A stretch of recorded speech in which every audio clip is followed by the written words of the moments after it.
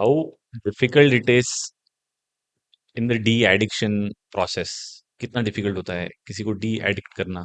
D addiction is difficult in itself क्योंकि it is a long process and I would say ऐसे divide तो नहीं करना चाहिए, पर एक दो कैटेगरी अगर मैं आपको बोलूं कि एक कैटेगरी होती है कि जो मोटिवेटेड तो है हम्म। लेकिन विड्रॉल इतना खराब आया कि उन्हें वापस से भागना पड़ा कि जो भी चीज ले रहे हैं वो अल्कोहल या ओपियोइड या कैनबिस जो भी ले रहे हैं, तो जो कि अपन ने पहले भी बात करी कि इवन मिर्गी जैसे झटके भी आ जाते हैं। हम्म। तो इतना बुरा जब होता है विड्रॉल तो भागना ही पड़ता है पेशेंट को उसके पीछे।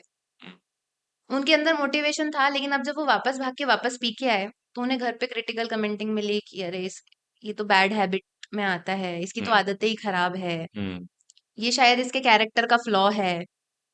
तो जब ऐसी क्रिटिकल कमेंटिंग सुनते हैं तो वो खुद सोचते हैं कि मेरे बस का तो नहीं है, शायद मेरे में ही कोई दोष है, अपन तो पी के ही खुश है, वैसे ही चलने देते हैं। थोड़ी बहुत जो विल पावर थी वो वो भी खो फिनिश हो गई। जाती है। अब एक दूसरी कैटेगरी होती है, वो बोलते हैं कि इससे क्या प्रॉब्लम है, इससे तो हमारी लाइफ बढ़िया चल रही है, हम्म। इसको पी के तो हमारा स्ट्रेस कम हो जाता है। आज तक जब तक जिंदा हूं तो हाँ, और पी के भी जिंदा रह सकता हूँ। नहीं आज तक पी के जिंदा हूँ, इसी के कारण जिंदा हूँ, वरना तो मैं कब का मर मर चुका चुका होता। होता। क्योंकि इसको पी के ही मुझे अच्छा लगता है, इसको लेके ही मुझे अच्छा लगता है, इसके कारण मुझे नींद अच्छी आती है, इसके कारण मुझे काम में एनर्जी होती है। अब आप जब उनकी टेस्ट रिपोर्ट देखोगे, सब कुछ खराब हो चुका है अंदर।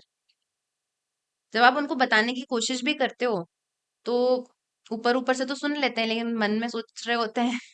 ठीक है, लेक्चर है, सुन तो लेते हैं। इस कंडीशन में फिर क्या होता है, एमईटी स्टार्ट करना ज्यादा जरूरी हो जाता है कि मोटिवेशनल एनहांसमेंट थेरेपी, कि हमें उनको उस थेरेपी में डालना पड़ता है कि थोड़ा बहुत मोटिवेशन इंक्रीज हो, क्योंकि इट विल टेक टाइम कि पहले आप डिटॉक्सिफिकेशन करेंगे, हम्म। फिर आप रिलैप्स प्रिवेंशन करेंगे लगभग 6 महीने का, फिर वो चलेगा मेंटेनेंस लगभग 1 से 2 साल तक। तो ये एक लंबा प्रोसेस है। इसमें पेशेंट की विल पावर, पेशेंट का मोटिवेशन, खुद को छोड़ने की इच्छा, साथ में फैमिली का सपोर्ट। फैमिली का सपोर्ट इस सेंस वाला जो क्रिटिकल कमेंटिंग नहीं कर रहा कि तुमने इतना पैसा बर्बाद कर वो दिया भी है बहुत मेहनत है। तुम।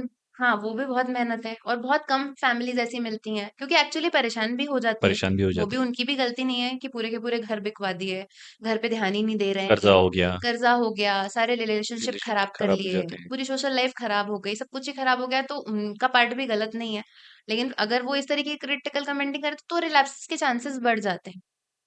इसको हम लोग नेगेटिव एक्सप्रेस्ड इमोशंस बोलते हैं कि ये जो एक्सप्रेस कर रहे हैं इमोशंस तो वो रिलैप्स के चांसेस बढ़ा रहा है।